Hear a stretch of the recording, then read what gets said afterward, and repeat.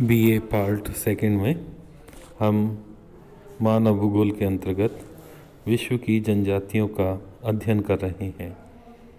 अब हम मध्य एशिया के किर्गिज़ के बारे में पढ़ेंगे।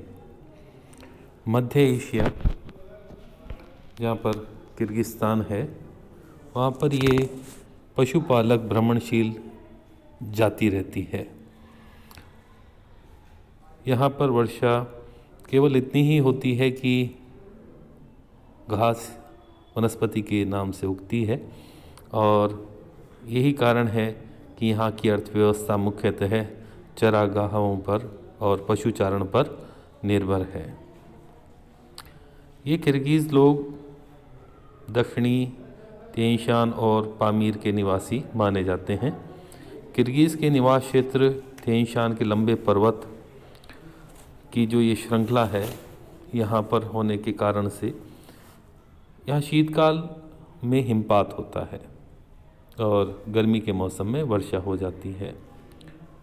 और ये ही जो कंडीशंस हैं, दशाएं हैं, ये चरागाह के विकास के लिए अनुकूल होती हैं। इसमें हम मानचित्र के अंदर इनके क्षेत्र के बारे में देख रहे हैं।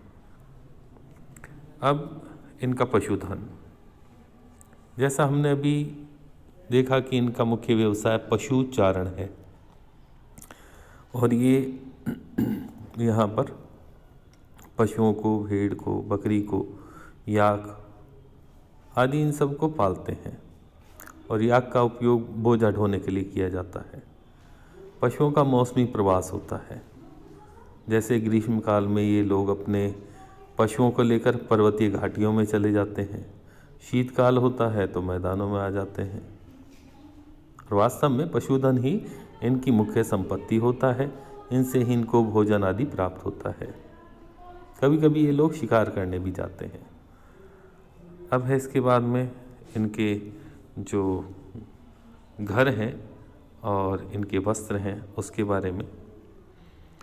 तो ये लोग तंबू की आकृति का घर बनाते हैं, गोलाकार जैसी आकृति होती है, इसकी दीवारें लंबाकार, छत गुंबदाकार होती हैं, और ये पेड़ की जो शहतीरें होती हैं उनमें छेद करके आपस में चमड़े की पट्टियों से बांधकर इसको तैयार किया जाता है।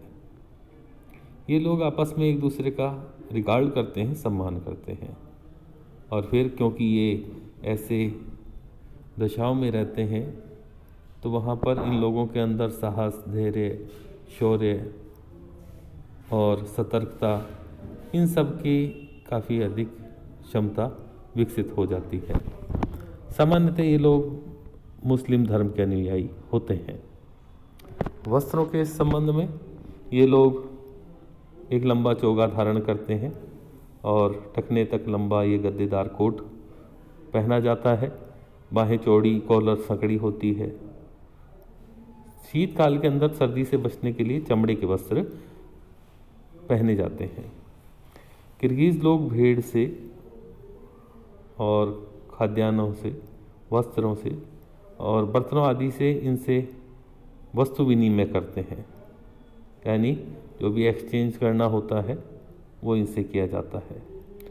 तो ये लोग खरीदते क्या हैं, जो भी इनके पास में मिल्क प्रोडक्ट्स हैं या इस तरह के एनिमल प्रोडक्ट्स होते हैं, उनको देकर ये आटा, जो कॉफ़ी, चाय भी खरीदते हैं।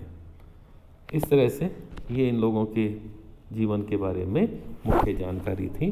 Thank you.